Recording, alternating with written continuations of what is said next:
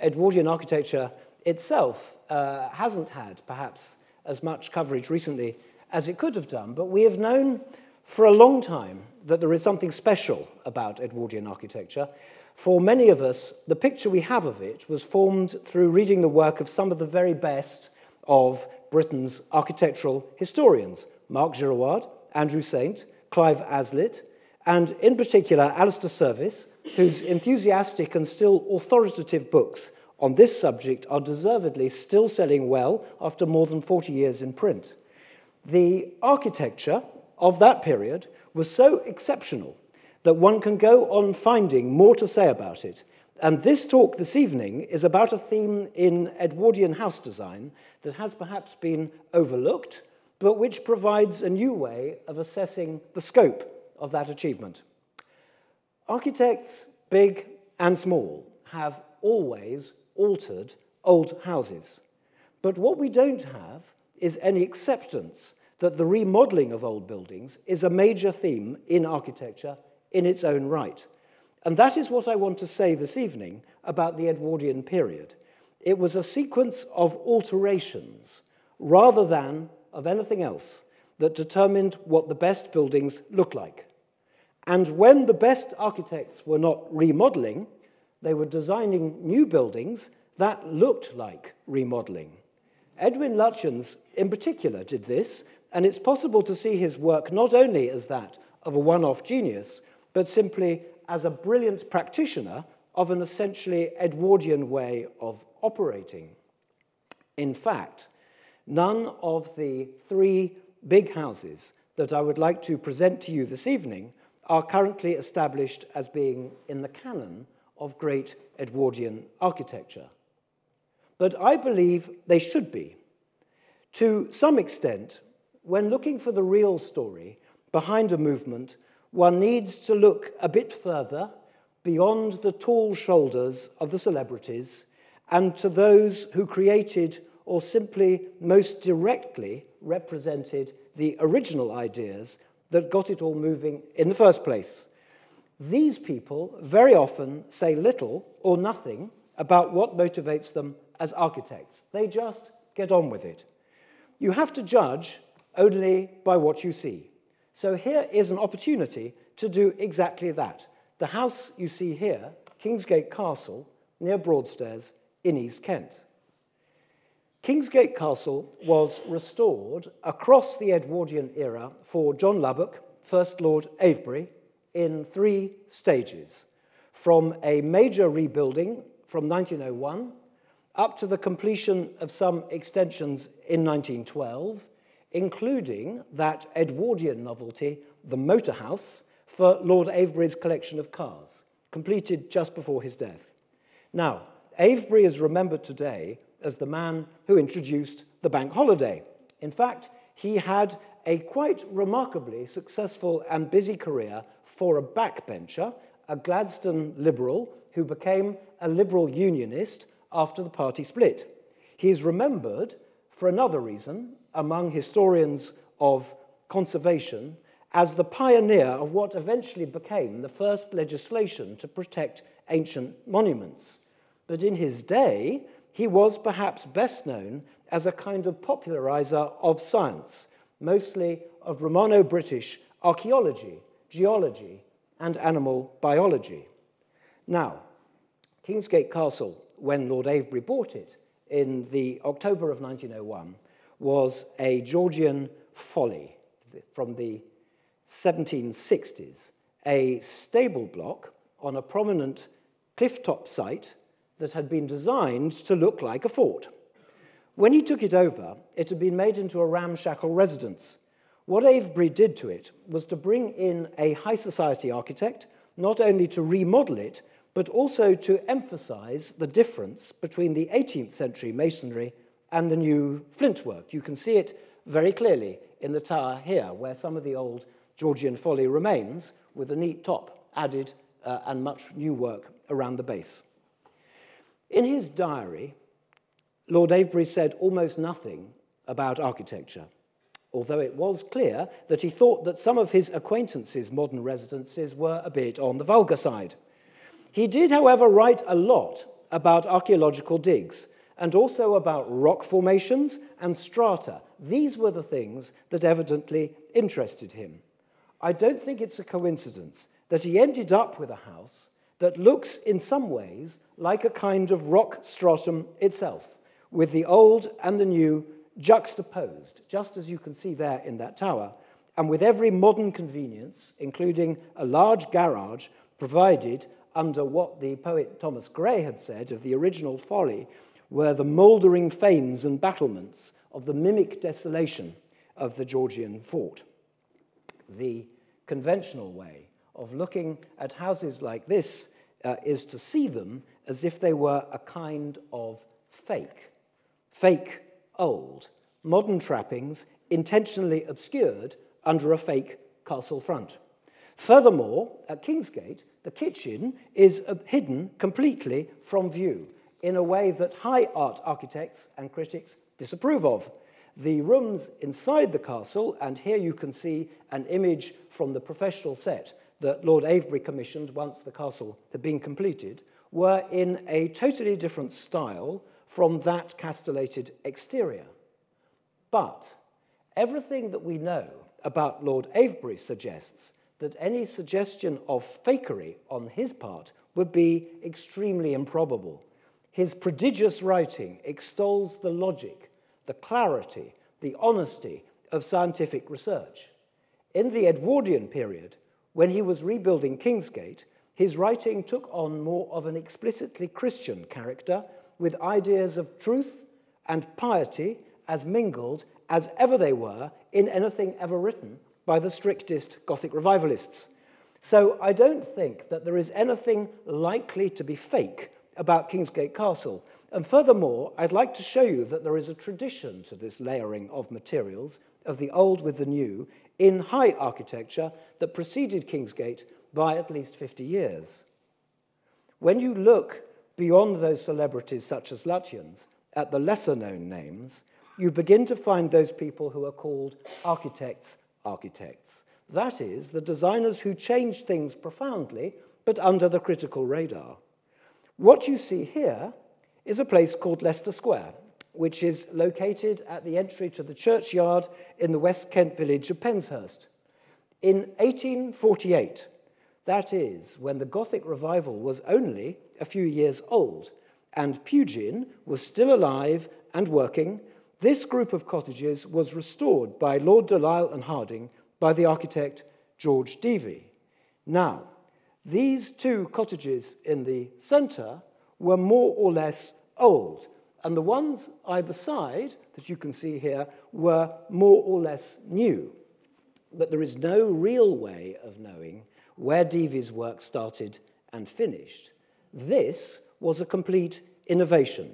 Up to this point, architects, whether great or small, had designed alterations to cottages in a contrasting way. Pugin, for example, made quite tactful interventions to cottages, but you can still tell which parts he did. What Devey seems to have done is to have gone into the original spirit of those old houses and breathed fresh life into them.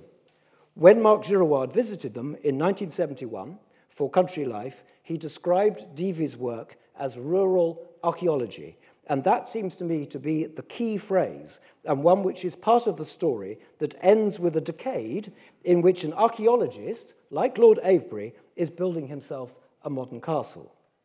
This is a detail from one of Devey's best-known buildings, St Albans Court in Nonnington, near Deal, on the other side of Kent from Penshurst. In 1875 to 1879, Devey built this house completely from scratch. You can see here that Devey appears to be giving the impression, however, that a new red brick house was built on top of ancient stone remains, when in fact it was all designed and built by him at the same time. Now, that sounds like it's fakery again, but actually what he was doing was a variation on those cottages. Devey had presumably seen, he himself, remember, said nothing about what he was doing, like many architects. He had presumably seen that it no longer mattered what was old and what was new. What mattered was what it was made of, what its logic was, how every element related to the one next door. I think that he was now abstracting historical elements, such as the idea of the stone and its qualities, and isolating them so as to emphasize the timelessness of the building, the opposite, in fact, of the claim that St. Albans Court is in any way fake old. I visited St. Albans Court recently with the architect Charles Holland, and we came to the conclusion that none of this design that you can see here is random. DV had almost certainly planned the position of every single piece of stone. It suits the mid-Victorian mentality very well to see this house in terms of a scientific experiment that abstracts a sense of age and turns it into an objective building block, a demonstration of useful facts, and one that can be done on any scale. You are looking at the construction, and you are aware of a sense of history, and yet you are aware too that all of this is new and logical. The high society architect whom Lord Avebury employed at Kingsgate was called W.H. Romaine Walker, and he is for me a good example of what an Edwardian architect should be like. The son of a high church Pimlico vicar, he trained under a high church Goth, George Edmund Street. His career in its earlier days involved building or altering small churches, and then in the 1880s, everything took off when he made alterations to Canford Manor in Dorset for the politician Ivor Guest. Soon after, at either end, in fact, of the 1890s, he was commissioned to design two vast new country houses, Rhinefield in the New Forest and Danesfield by the Thames near Marlow in Buckinghamshire. This is Rhinefield. It's staggeringly big and grand. It also helps tell us a lot about what a modern house builder requires, because the changing lifestyle needs and the technological progress of the late Victorian era are important to what becomes its Edwardian successor too. There are various lessons to be learnt from it. The first is that, if anything, it's vaguely palatial Jacobean in appearance, as indeed the architect's work at Canford Manor had been, and high art Victorian architects very rarely designed in this style beyond the occasional enormous fireplace. Norman Shaw's highly regarded version of Jacobean was based on the vernacular late Tudor type, and not on the palace. The second is that what you see at Rhinefield is not necessarily what you get. You can't, for example, see the servants passing between the kitchens and the dining hall because Romaine Walker designed a kind of ditch or ha-ha to hide them. And at Rhinefield there was an organ in the great hall, seen here as the readers of the Builder glimpsed it and visitors to the Royal Academy Summer Exhibition, which apparently was considered frightfully vulgar at the time, as was perhaps Rhinefield's luxurious Moorish smoking room. Rhinefield was, and was intended to be, a big modern house to enjoy. Then, Romaine Walker outdid all that and designed Danesfield, another Jacobean castle house of even more gargantuan proportions. He built this for a client called Robert Hudson, late of Hudson Soap, for whom he designed a great deal at different scales in the immediate district. In 1900, Country Life ran an article on the exemplary farm and laundry buildings that Romaine Walker had designed for Hudson at Medmenham nearby as part of Hudson's scheme, praising its order and its logic. And I wonder whether Lord Avebury had seen this, perhaps in his doctor's waiting room, one wonders, before commissioning him for Kingsgate. These cottages were very pretty and very unobtrusive in the village. They looked as if they had always been there. But they were new, they were efficient, and they were logical. Romaine Walker continued his career, as one might expect, of someone who reached their prime in the Edwardian era.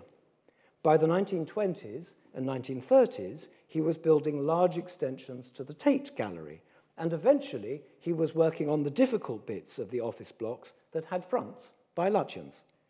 During the reign of King Edward, he was much taken up with making expensive alterations to Mayfair houses. The next architect I want to mention is very different. In fact, I can't so far find anything about his personal history at all, not even his Christian name. a Mr. Lees, who in the 1890s turned a block of farm buildings called Dawes Hill in High Wycombe into a grand residence for the third Lord Carrington. And that's the second unfamiliar Edwardian house that I'd like to set before you. Now, the idea of the conversion of humble vernacular buildings into comfortable houses was still unusual at this time.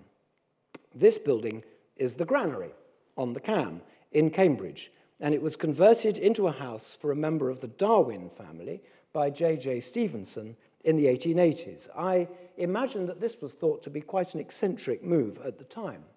Carrington's project, however, went a lot further. In the first place, the buildings he was altering were modest in the extreme, nothing like this substantial building on the Cam. In Carrington's case, his house began as a cow house, a cart house stable, a carving down box. And in the second place, Carrington was grand equally in the extreme. He was a major landowner in Lincolnshire as well as of much of High Wycombe. He had been governor of New South Wales and then Lord Chamberlain of the household, which meant spending long and dull summers with Queen Victoria at Balmoral. But strikingly, he was also on the most progressive wing of the Liberal Party, and after the Liberals came into power at the very end of 1905, he set about an ambitious programme of encouraging voluntary land redistribution, with legislation aimed at creating small holdings from the estates of large landowners on mutually beneficial terms. In between, he had been a progressive member for St Pancras West of the New London County Council, and it may be that his Mr. Lees was the district surveyor of the same name for that area. Lees's new extensions to Dawes Hill have been subsumed into more recent accommodation for Wycombe Abbey School, but we have this old postcard, and there on the left is the part of the building, the very modest farm buildings that were converted into Lord Carrington's house. On the right is the modern extension that was built together with the conversion, which has itself disappeared. But it'll be very surprising, having seen this on the outside, to see what it looked like on the inside. There it is, reusing parts of Lord Carrington's other residences on the inside to create somewhere that was enormously grand by contrast with the modest exterior. It's very striking, I think, that Carrington chose to remodel these modest buildings into a comfortable and respectable house. And of course, it may well have then gone on to influence his Liberal friends, although they would have been aware that Carrington, like Lord Avebury, in fact, also owned many other much larger houses, including, in Carrington's case, Gwyder Castle in North Wales, which he bought himself slightly later. I think, in any case, that Carrington, the great exponent of new smallholdings, thought that small, smart, simple, quiet agricultural homes to some extent symbolized a new, rational and fair relationship for the English with their land. And evidently the magazine Country Life thought the same thing as well, as the editors put much effort into designing rural cottages and remodeling old ones from the dawn of the Edwardian period onwards. There are two Edwardian houses which the magazine took a particular interest in just before the First World War, and which have never received the attention that they could have done. One of these is the Wharf, a converted riverside barn on the River Thames at Sutton Courtenay, then in Berkshire, designed as a studio, as she called it, for Margot Asquith. The Asquiths commissioned a small Tudor-style house from the architect Walter Cave in 1912, and then they acquired and added to it the neighbouring older house.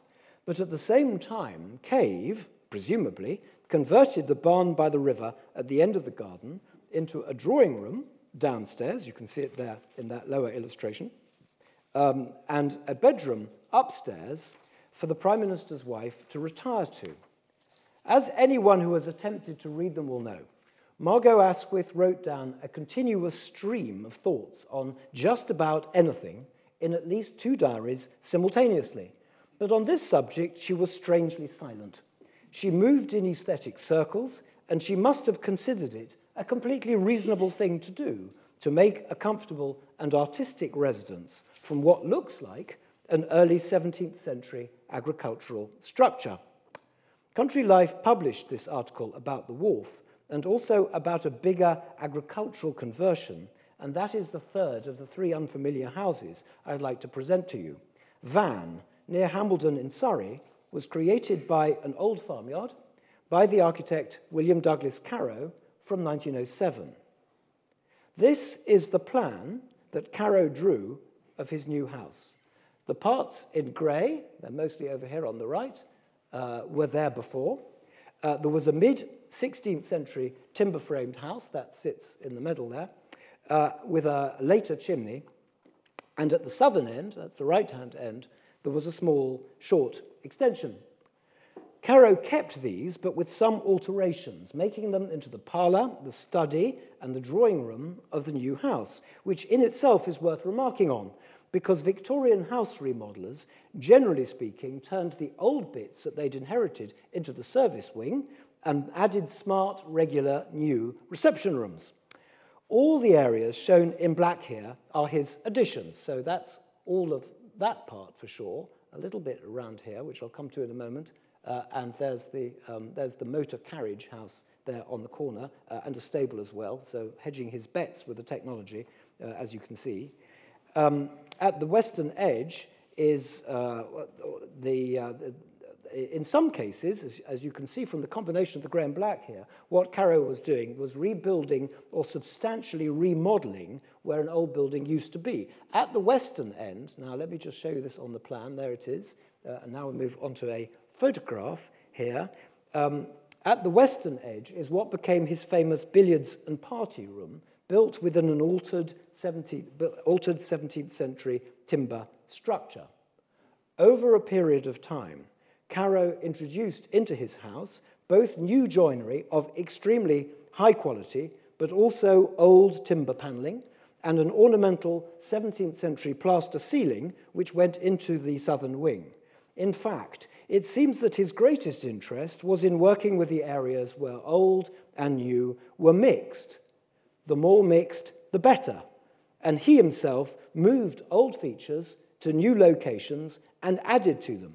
It's very hard to tell from the outside view here how much of the resulting house is Carow and how much was there before. It's about the materials and not about the chronology.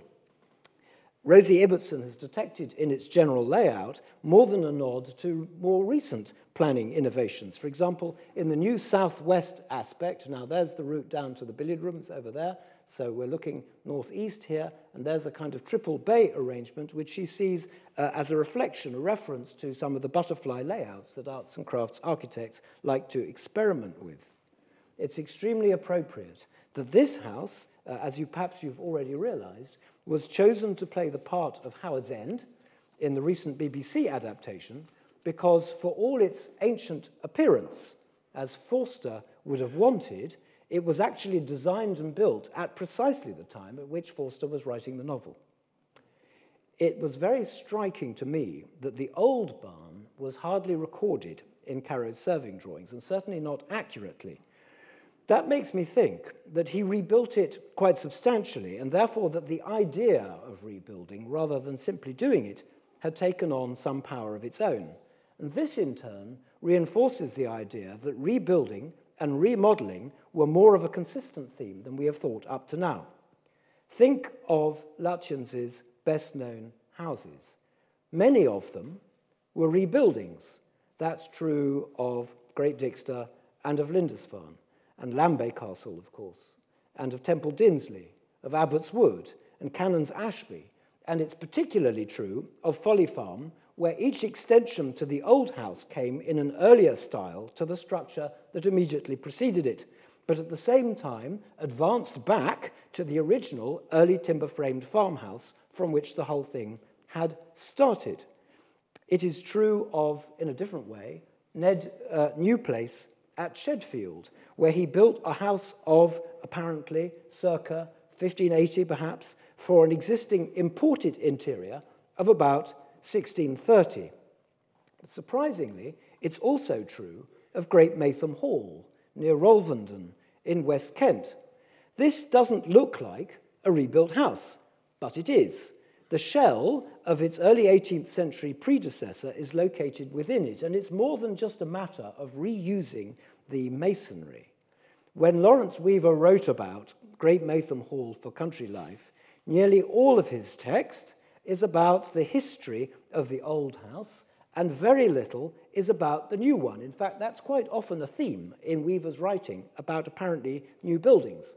In fact, Weaver wrote that Lutyens had, and this is the way he phrased it, which is very significant, I think, that Lutyens had picked up the thread of early 18th century design where the original builder, James Moneypenny, had dropped it. One of several allusions in the magazine to the idea that a new architect has found something of the original DNA, as it were, of the old house and regenerated an extension or a remodelling from it. Weaver and his fellow country life writer H. Avery Tipping very often did this when they were writing about remodeled housing. It was as if the recasting of the history of the place was the main pretext for the article in the first place. At Great Maytham, it was as if Lutyens had gone back into the history of the old hall and re-expressed it for its modern usage, as the residence, in fact, of Margot Asquith's brother Jack, whose brother Frank had recently commissioned Robert Lorimer to restore Lim Castle nearby. There is something else that Lutyens did in the design of new houses which fits well with this way of looking at them. He designed houses that looked as if they had been built at different times. At Little Thacombe, for example, he places a screened stone staircase of about 1630 perhaps in a house that otherwise draws from about a century beforehand. At Tigbourne Court, south of Whitley in Surrey, he designed in 1899 for a new house a Tuscan entry loggia to what is otherwise a late Elizabethan house. This one interests me in particular because if you go through the pages of Country Life before the war, you will see that they twice illustrated South Wraxall Manor in Wiltshire, which has a loggia like this, inserted in 1720 into a late 16th century wing.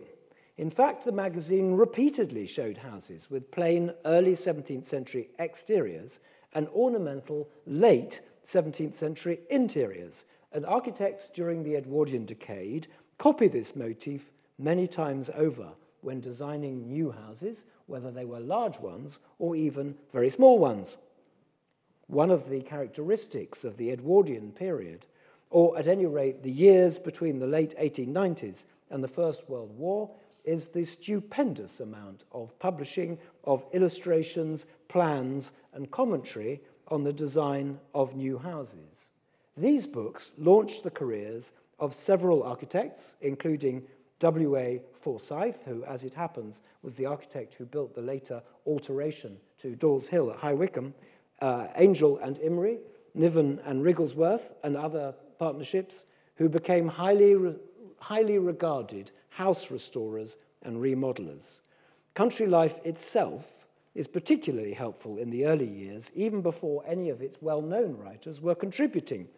The first reason for this is that it addressed the tone of its articles towards the interests of the landowners and the house builders rather than towards the architects who were doing the designing.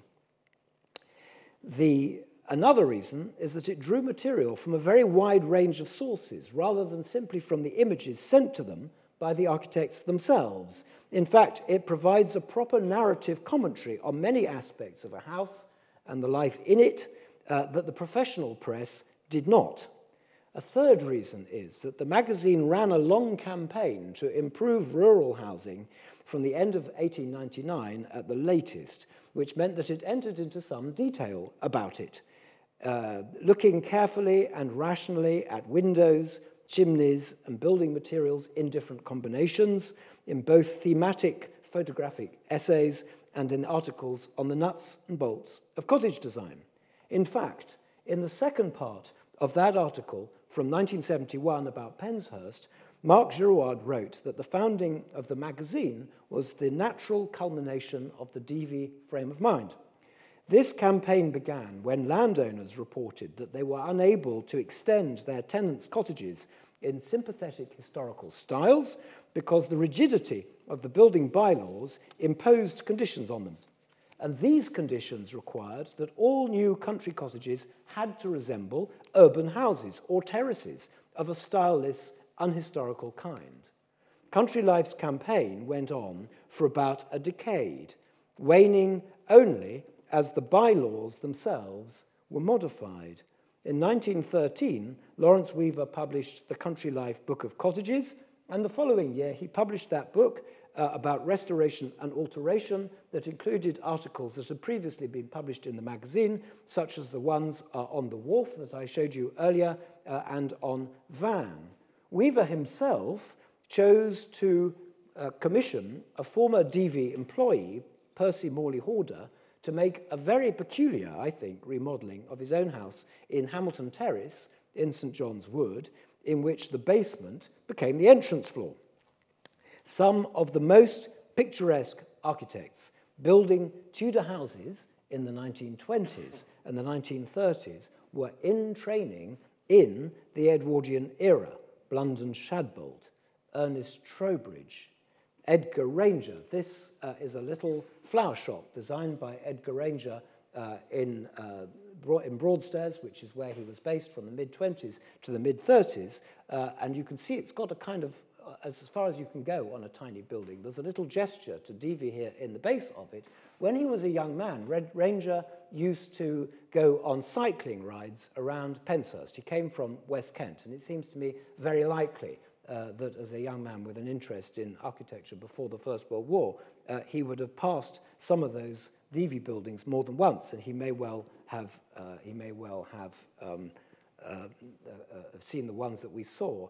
There's a detail of a house from the late 1920s, a house in Broadstairs on the Northforeland estate by the Northforeland Lighthouse, so close, in fact, to Kingsgate Castle.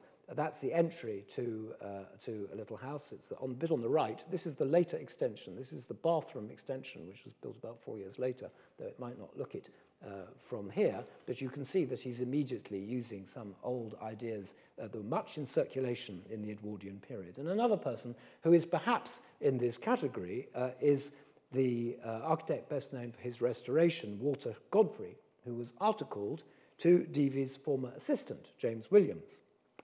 But remodelling of old houses, and especially designing new ones to look as if they had been remodelled, was a constant theme in the other publications as well.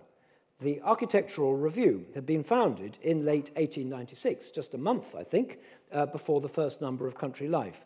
And in 5 successive years, from 1908 to 1912, the editor Mervyn McCartney published a set of volumes showing the latest examples of domestic architecture.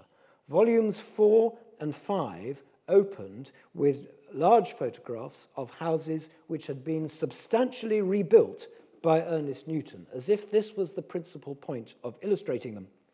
But perhaps one of the most telling witnesses is Hermann Mithesius, who was attaché, of course, at the Imperial German Embassy, reporting on British design from 1896 to 1903.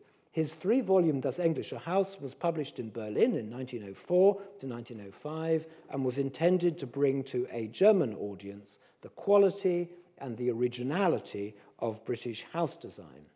The first 100 or so pages of the first volume are about the history of the English house from pre-medieval times onwards.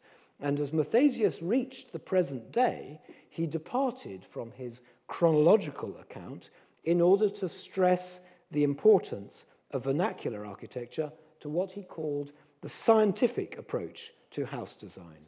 He wrote that vernacular architecture was, as he put it, the starting point for modern domestic building, and added that the escape, to use his word, from the bad architecture of the early 19th century consisted in the architects recovering the traditions of the old master mason, abandoning any suggestion of fine architecture and beginning to build simply and rationally like the old guild masons. In other words, going back into the historical house and remaking it and re-expressing it. One of Mathesius's most recent houses was the Croft. This is the house designed by the architect Thomas Colcott, best known for the theatre on Shaftesbury Avenue, I suppose. It was built, the house he built for himself on Totteridge Green in 1898. Now, the combination of materials, look at the little ornamental plasterwork. You can just about make out what's happening up here in a kind of Jacobean artisan mannerist style, as well as brick and stone and render and half timber, make this house look as if it had been built gradually and not all at once. In fact, when Mathesius visited it, and in the photograph he shows, this was even more the case, because behind this very arts and crafts looking tree, they've done a terrific job on maintaining the right atmosphere, I must say, but behind there is a little service corridor that connects at an irregular angle the main hall of the house with the service wing on the left-hand side. It looks precisely, or it seems to me, that it was surely intended to look as if it had been added later. It must be an eternal characteristic of human nature that we like to look back into the past to a point where things went wrong and wonder how everything might have turned out if we could have made some changes to it back then before everything got out of control. We're always told it can't be done, but that's not altogether true, certainly not in architectural history, I think. There have always been stories, mostly for children, some very sentimental, about remaking the past or finding redemption in the past. But it is not hard to find some very striking examples of writing in Edwardian times that takes this further. George Bernard Shaw's Pygmalion, for example. The play was written in 1912, and it does this remaking of the past in two ways. The first is that it remakes Ovid's original story so that his Eliza, his modern Galatea, notably fails to marry the man who created her. But you can look beyond this and see that what Shaw was writing about was the possibility of one human being entering the mind or the soul of someone else, using scientific methods to remake a person as someone different, in this case, more fulfilled than she had originally been. This, I think, is a reasonable allegory to what architects were doing to those old cottages. In fact, I would say that those cottages are much more Eliza than they are Galatea, because they were always real. Like Eliza, they were scorned until a scientist took them out of the gutter. When Lord Carrington converted his old farmhouse at Dawes Hill into a grand residence, he turned an old potting shed where he remembered playing as a child into his new study. He was going back in time and making something noble from the clay of his youth. Charles Ashby was doing something similar all the time, especially when, as at Chipping Campden, he was remaking East End boys by remaking Cotswold cottages. Once you start to look at this process, it raises other ideas about how to interpret these remarkable buildings. This is 73 Fitzjohn's Avenue in Hampstead, and what you can see here are some, on the ground floor that is, some alterations of 1901 to 1903 by Charles Francis Annesley Voysey, a new bow window on the right-hand side and a new porch emerging from the fabric of a plain late Victorian house. Voysey worked for George Devey after completing his articles, and the influence never completely wore off. In his early days, Voysey took directly from Devey, using his ornamental brickwork and gables and so on, to the extent that some of them could have been taken directly from his master's drawings. But even once he had become that white architect that we all know, the influence is still there in other ways. At Fitzjohn's Avenue, the Voysey additions clearly have much more of a sense of presence than the old house does. And the feeling I had with it, let's move to a detail there of the bay window, and the porch is just about, although not quite visible on the left-hand side. The feeling I had with it is that the Voisey work is occupying the old house almost as a kind of parasite within it, that it has taken over the inside of the building and it's emerging from it. In many of the cottages and houses that appear in the long succession of Edwardian books on architecture, you can see very cleverly and precisely detailed conjunctions of different styles of work of different times. The early and late 17th century was a particularly favourite combination. But sometimes you can see fairly rough Elizabethan or Jacobean inglenooks rammed up against delicate Georgian panelling. What is often so exquisite about these is that the detailing of these complicated junctions is so rewarding. From what one can see from the outside of the Hampstead house, this Voisey one is especially so. For all that has been written about historical building reuse in recent years, there still isn't any mainstream theory of historical architecture through juxtaposition and remodelling. An approach like this is not interested in whether something is old or whether it's new. It's the fabric that counts, the DV argument. It's a characteristic of modern approaches to restoration or alteration that talking about whether parts of buildings were old or new has become, in recent years, the principal subject, but that was not the case then. Sometimes I wonder whether the preponderance of Liberal Party politicians with a commitment to land reform in the commissioning of houses of this type has something to do with remaking the past history of land ownership itself. J.J. Stevenson, the architect of that granary at Cambridge, was a Liberal from an intensely political and active Liberal family. The garden estate at Gidea Park in Romford is a further excellent example of this in action. This was the suburb built from 1910 on land purchased originally by the barrister and political activist Herbert Raphael. Raphael had been a Progressive Party member of the LCC until 1892, when in fact he'd been replaced in his ward by Lord Carrington. Raphael had bought Gidea Hall, an 18th century house, in 1897, and with it 450 acres, of which a large part to the east was leased to the recently founded Romford Golf Links. In fact, alongside the prevalence of Liberals comes the omnipresence of golf, which Country Life reported on every month, and which provided the nucleus for social activities at Kingsgate Castle, for the Croft in Totteridge, and at countless other of the remodelled or apparently remodelled houses of the decade. Incidentally, Lord Avebury's first biography, his first full biography, was written by the golfing correspondent of Country Life. The only non-golf book he wrote, I think. In 1902, Raphael gave 15 acres to Romford Urban District Council to form a small park on the western side of his land. This left the central area, beyond the house and the park itself, for other purposes.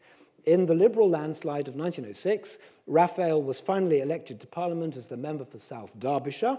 Then, in 1909, he formed the Gidea Hall Development Company with two others, the architect MP John Tudor Walters, Liberal member for Sheffield Brightside, and Charles McCurdy, a director of the Hampstead Garden Suburb Trust, who became a Liberal MP in 1910, and the plan was to develop this remaining part of the site in the middle. Now, Gidea Park is different from the well-known garden suburbs or cities by Barry Parker and Raymond Unwin at Letchworth at Hampstead Garden Suburb, because at Gidea Park the emphasis was on the design of the houses and not at all on the planning layout. In fact, it's not even clear who actually planned it, and there certainly wasn't any interest here in innovative land ownership arrangements. In July 1910, the suburb was formally announced, and the architects were invited together with building contractors to submit designs for houses priced at £350 or £500. There was a competition for the best ones in each category, in which Weaver of Country Life took a great deal of interest. The idea was to open the entire estate as a public building exhibition, with the houses offered for sale. And as you would expect from this period, there was a very detailed catalogue for these visitors, in which every house received detailed comment. It's possible to see from this catalogue how enormously aware not just the architect, but also the consumer could be about the finest details of the layout, the storage, the technical proficiency of every house, plus the fact that they were all different, of course, so there are plenty of things to talk about in the catalogue. The catalogue also has another very Edwardian characteristic to it. In its early pages, it evokes in detail the previous Gidea Hall, the medieval house that once sat on the site, as if it still existed. And it says nothing at all about the plain 18th century classical house that had, in fact, replaced it.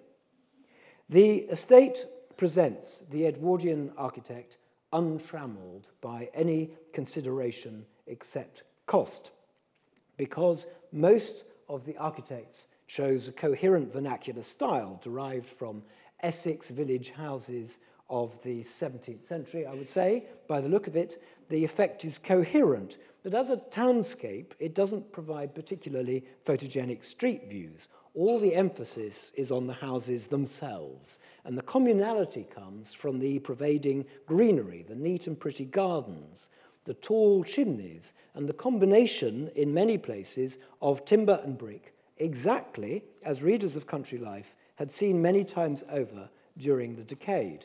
There is a sprinkling of early 18th century looking houses, including a group by an architect called Ronald Jones, who went on building in the Wren domestic style. There's a little chapel in Cambridge in that style. And Clough Williams Ellis first made his name here with a little doll's house-like classical bungalow. H.M. Bailey Scott, who designed this house here, was by then the most proficient designer of the Tudor-type houses. There's something else I can say about Bailey Scott, and that is that the area around Kingsgate Castle is full of bizarre coincidences of various kinds, as the Avebury family discovered when Lord Avebury discovered that his wife's family was the family that had built the house that had originally commissioned the Follies. There's strange things happening all the time. And Bailey Scott was born in the road that leads to Kingsgate Castle from the centre of Broadstairs. And there he is. There are hops here on the front of the house, which is a theme he was then doing perhaps more appropriately in Kent. Here's a couple of houses. The one on the right-hand side is by Reginald Longden, who was an architect who received particular praise from Lawrence Weaver.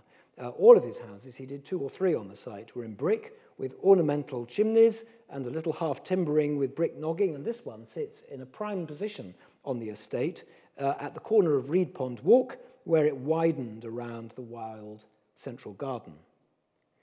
Gidea Park is not especially well known, and yet it should be.